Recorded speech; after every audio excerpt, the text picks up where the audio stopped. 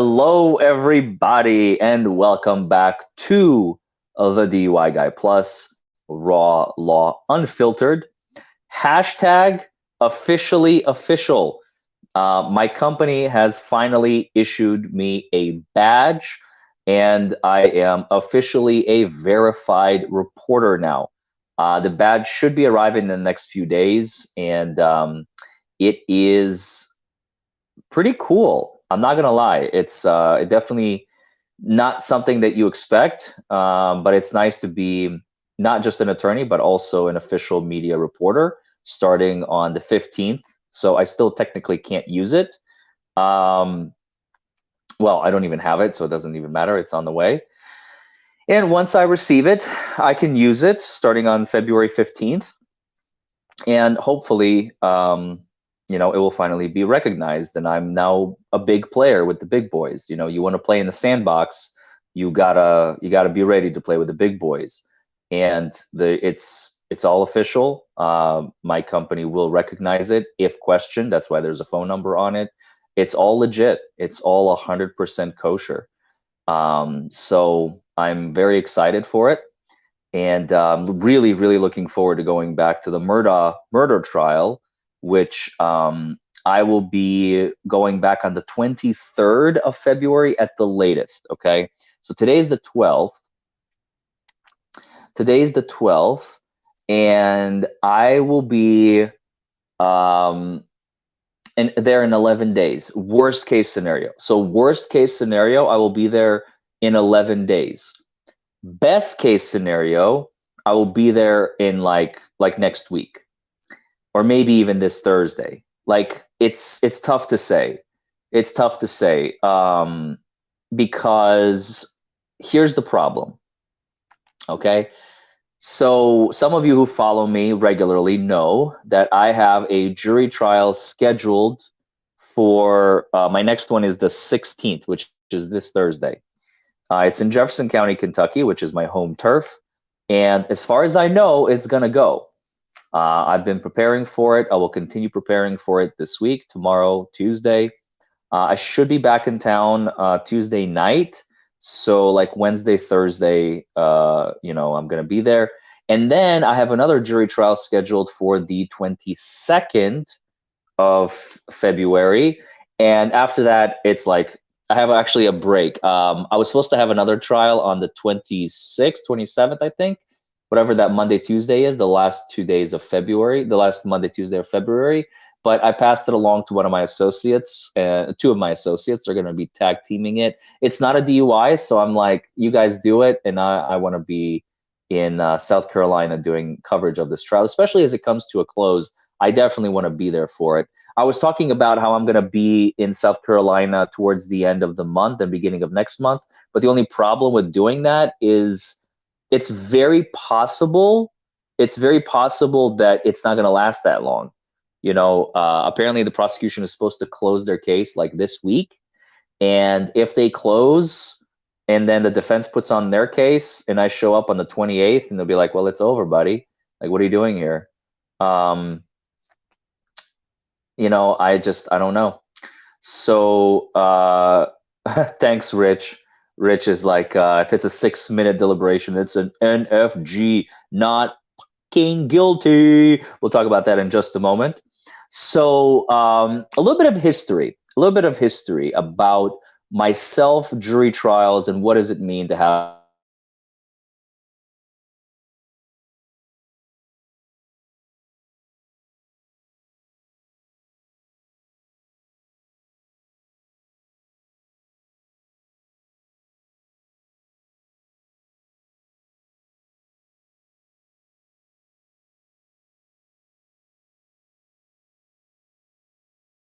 on the screen.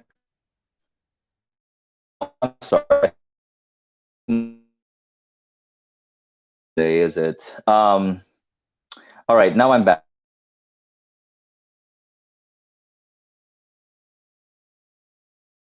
So annoying. You got to be kidding me. Come on, you guys. Is this for real? Okay, am I back now? It looks like I'm back now.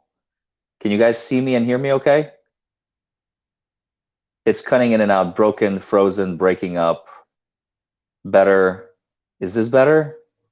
I'm trying, like, I have it playing on my computer, so I'm hoping that maybe. Okay. All right. I'm sorry, you guys. I don't know what the fuck's going on. It's this when you travel, like I said, you're just at the mercy of all this technology. So I'm gonna have it playing in the background. It's gonna be a little distracting, but I can deal with it. Anyway, a bit of history. So we have three types of verdicts, right?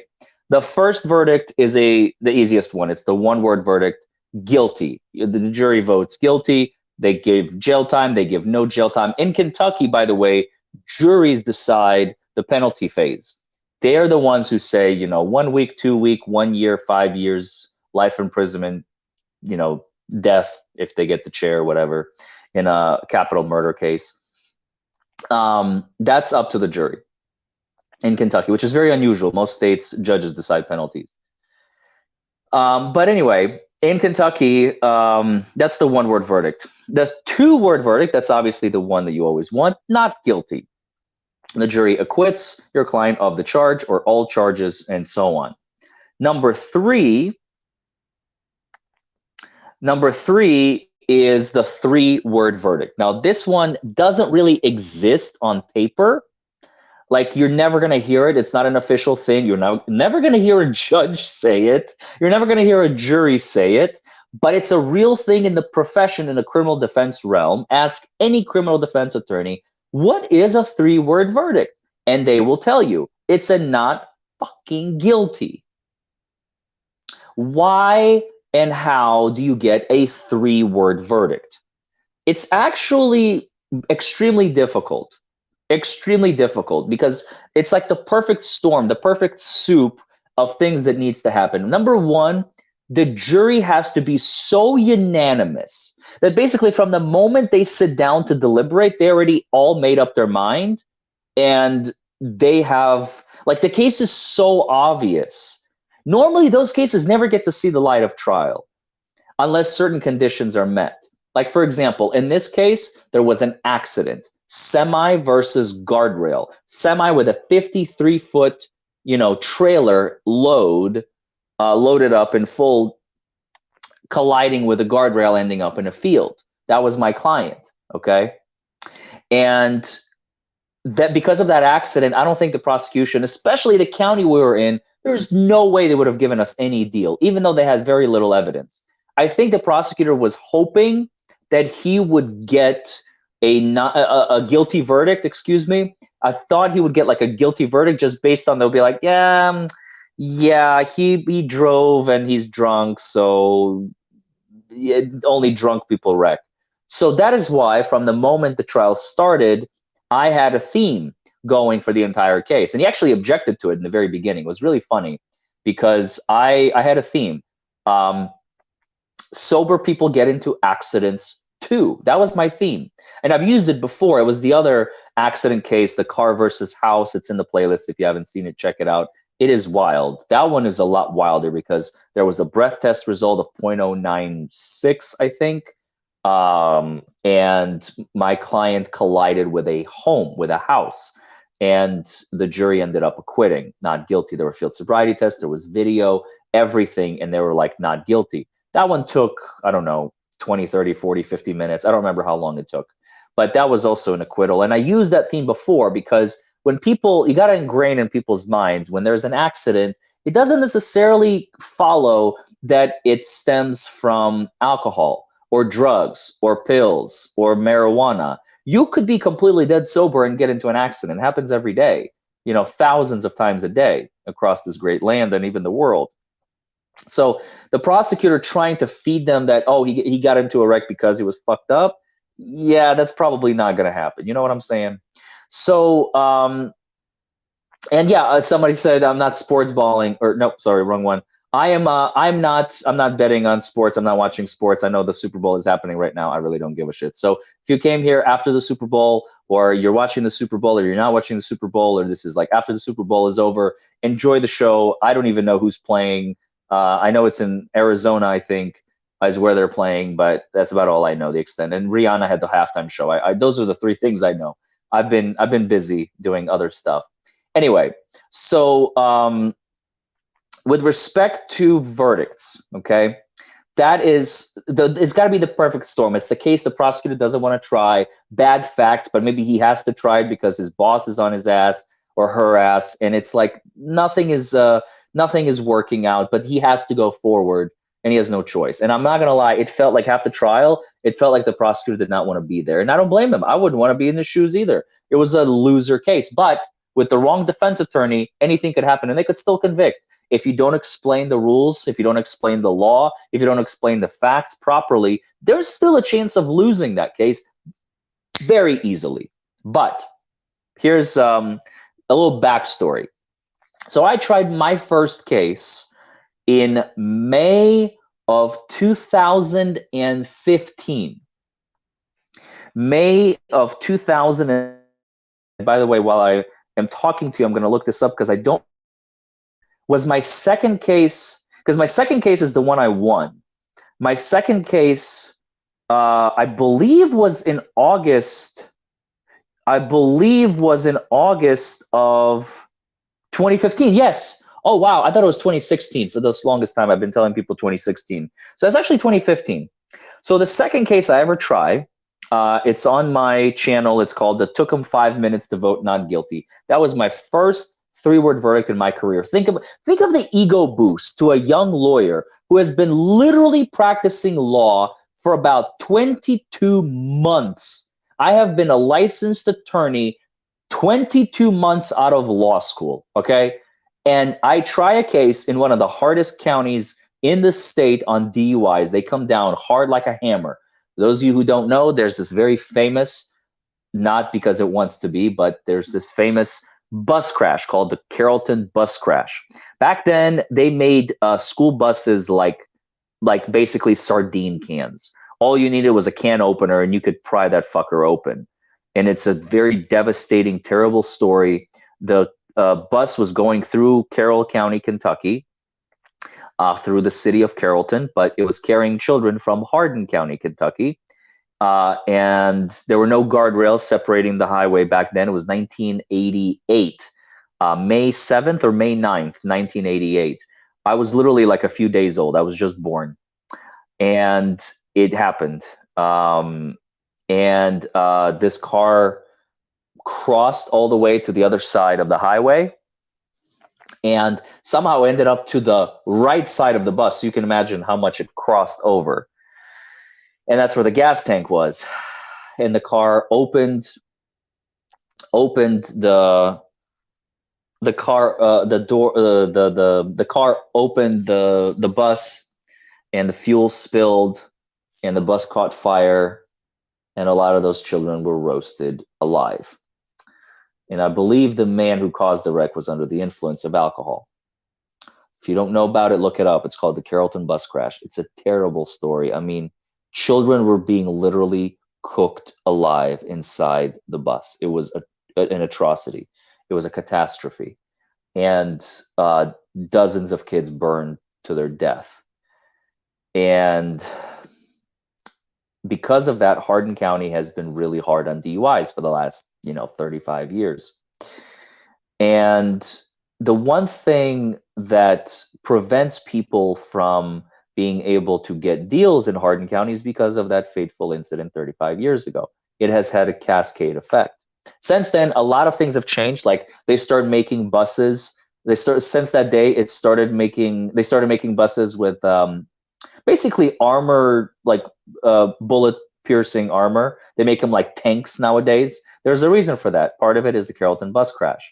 They realized that they need to make kids safer. Thank goodness, right? At least they took remedial measures. So that's the county I was in. The first time, August of 2015. To be exact, I think it was, August 28th, 2015. The prosecutor was Melanie Biggers. Like I said, it's on my YouTube channel. Go check it out. The whole trial is on my channel, start to finish, from jury selection to verdict, including the reading of the verdict. So I get my first 3-word verdict. 5 minutes, they come back, not guilty. They went back, they voted. They were like, anybody disagree? Anybody think he did it? Nope. Came back, not guilty. We all went home. Client was ecstatic. I've had several guilties, several not guilties, more not guilties than guilties, because I don't, the key as a criminal defense attorney, you don't try every single case. If you try every single case, you are a moron, you are an idiot, and you should not be practicing law, and your law license should be revoked. There are certain cases that you never, ever, ever, ever, ever, ever, ever take to trial. There are some attorneys who tell you should be trying all your DUI cases, maybe in Florida. In Florida, I can see that. Why? Because even if you lose with flying fucking colors, the judge will still give your client probation, no jail time, who cares? In Kentucky, not so much. You probably should not be. And there are two different schools of thought on that in Kentucky. I'm of the school of thought that you should carefully cherry pick the cases you take to trial in order to, because then I think it gives you more credibility. Because if you try everything, the prosecutor doesn't, like, they'll just literally try everything against you. If you only try the cases that you're certain that you possibly think that you could win, then you get a reputation. Like, if Mr. Foreman set this case for trial, he probably thinks he can win. Maybe I should make him a deal. But if you try everything, they'll be like, well, I don't know. I can't separate the sheep from the herd. Sometimes he wins, sometimes he loses. It's actually going to make you work more. That doesn't make any sense. So you want to be thinking about it. They want to be thinking about it a lot more carefully. And that's the kind of stage that I'm trying to set up. We only try the cases, the ones that we think that we can win. Also, as a criminal defense practitioner, we never set cases for trial that we don't 100% anticipate that we will try.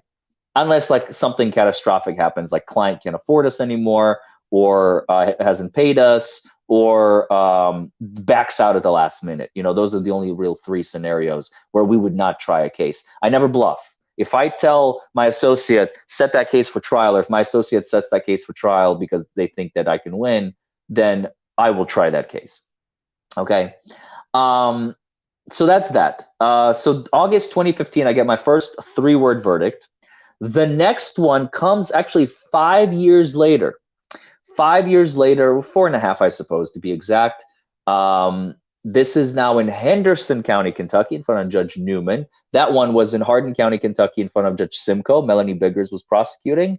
And this one was a DUI second marijuana case, okay?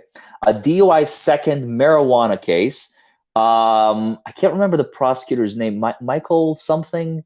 Not Michael Ward. I can't remember his name. It's on my channel. That one is also, I believe, I didn't put the entire trial. I don't remember why. Maybe I should. I remember why I didn't put the full trial. I did not want to reveal my trial strategy. Back then, I was practicing and creating a script for all my trials. Now that has since changed. Now every trial is absolutely different. But I remember the reason I didn't put up the entire trial was because I didn't want prosecutors learning my style and then beating me at my own game. So that's why I didn't do it. So only the cross-examination and I believe closings are on it. That was a DUI second marijuana, and I won that case, and the jury deliberated. This was in January 18th or January 19th of 2020, 2 months before the pandemic shut down the entire world. So I got a 4-minute, again, it was the weirdest thing. I left the courthouse, like after we closed closing arguments. I gave my phone number to the clerk. I was going to go get some food because I was starving. I walked out of the courtroom. I walked downstairs. I walked out of the courthouse. And as my hand went to reach for the door of the taco place, I was going to go eat some tacos. My phone is ringing. And I'm like, what the hell? And I answer the phone and they're like, you need to come back. The jury's back. And I'm like, are you kidding me? I didn't know what the hell to do. And so I run back upstairs. And they're like, yeah, the jury's back. And I'm like, holy shit. So I'm standing there and they're coming back in, not guilty. 4 minutes. It was insane, you guys. Absolutely insane. My second 3-word verdict, 4.5 years apart. And then I haven't had trials in a while. Obviously, since then, I think I had one more. A week later, I ended up losing that one, unfortunately. It was a bad case, really bad case. Definitely winnable, but I had the wrong jury. I had 6 jurors who were all high school educated, no higher education. I almost had one PhD, but the prosecutor struck him, and he was smart. That was a good call, unfortunately for him. Unfortunately for me, good for him. And he ended up winning that case, even though they gave her no jail time. But I could have won. You know the reason I lost that trial, by the way? I'll never forget it. I asked them, and they said, well, he said, pointing to another juror, he said that he had a cousin who had the exact same scenario and he pled guilty. I'm like, are you fucking kidding me? This has nothing to do. Who cares about your cousin's scenario that's exactly like this one and he chose to plead guilty? This one, they completely worthless. I'm sorry, but you got to have jurors that are educated if you can. You do not want people who just completed high school and are unable to process the information coming at them. And it was a very complex case at the end of the day, a very complex case, relatively speaking. Navy vet for the broken. Thank you so much for the super chat. Your judge thinking speaking to Chief Justice Minton's office would do something is laughable. I know Judge Minton. He goes by the law. He doesn't play dirty dealing. Oh man, you watched that short, didn't you? People talking about tacos? Why are people talking about tacos? It's not Taco Tuesday. It's Taco Sunday? What's going on? Why tacos? I don't know. Chat is doing its own thing. Anyway, so that was my second one. And so I had a couple more trials since then. Like after that, 2020 obviously didn't have a single trial. 2021, I don't remember. I don't think I had any. If I did, it was probably like only one. Yeah, I had one. I did have one trial, and it was a hung jury. I remember that one. I had one trial in the entire year of 2021. It was a hung jury, and the prosecutor ended up settling that case. Oh, taco place. Oh, I'm such an idiot. I'm sorry. I did say that. Yeah, it was a Mexican taco place.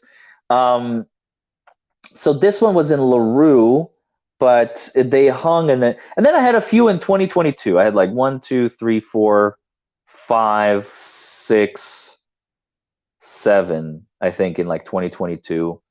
And won some, lost some, whatever. That was a mistrial on one of them that we had to retry. And then came 2023. 2023, this is my first trial in 5 months. 2023, February 10th, 2023. And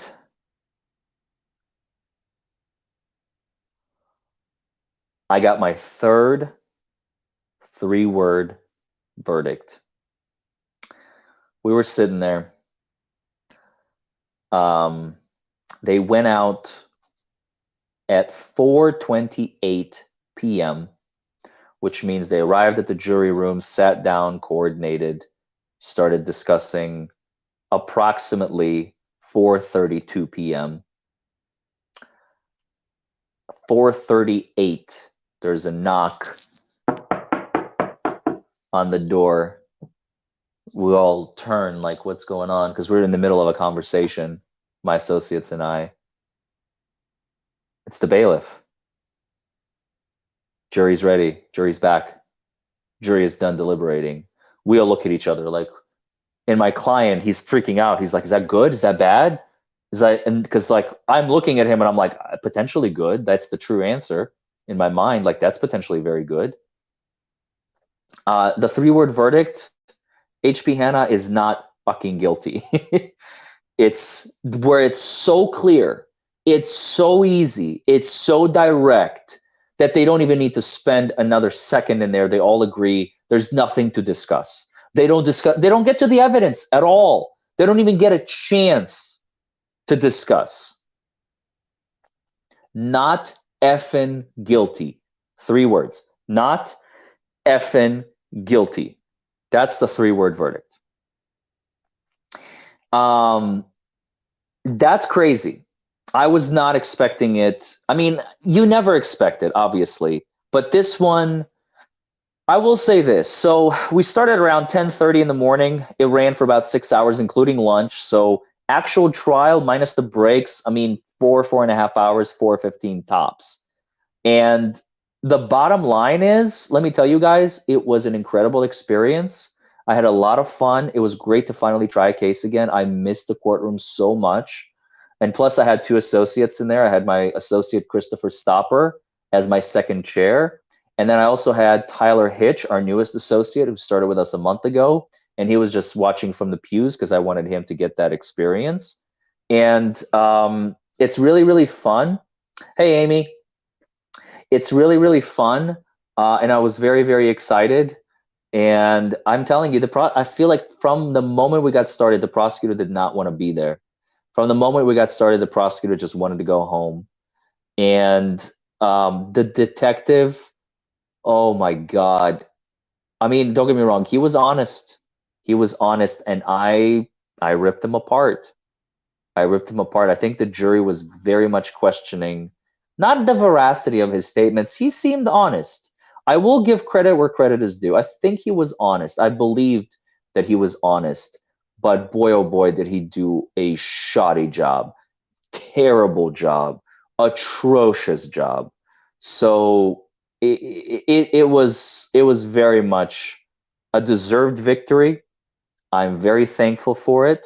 I'm very happy that my client gets to go home. He's a commercial driver's license operator, CDL driver. This was everything to him. If we had lost, that would have been his career for the next 365 days. The prosecutor was a bit off his game. I think he was a little bit sick. He admitted to being like recovering from a cold or something. Um, I think I think he was just off. I really do. Mark Schaus was the prosecutor in front of Judge Shaw in Hardin County. Detective Cook was our police officer. I CDL limit is 0.04, but they charged him as a regular DUI. His whole livelihood, exactly, Susan B, was on the line, and we were able to save it. And I'm thankful that we were able to win. I can't wait for my next trial, which is this Thursday, followed by next Wednesday. So the 16th, right? Whatever that is, the 16th, Thursday, and the 22nd. I thank you all for joining me. I have to hop off here. I got some more work to do, but I will see you all hopefully tomorrow. And I love every single one of you. Thank you so much for joining me. I miss you guys. I'm sorry I'm not streaming as much. I'll try and fix that, and I will see you all in the next video. Bye, everybody.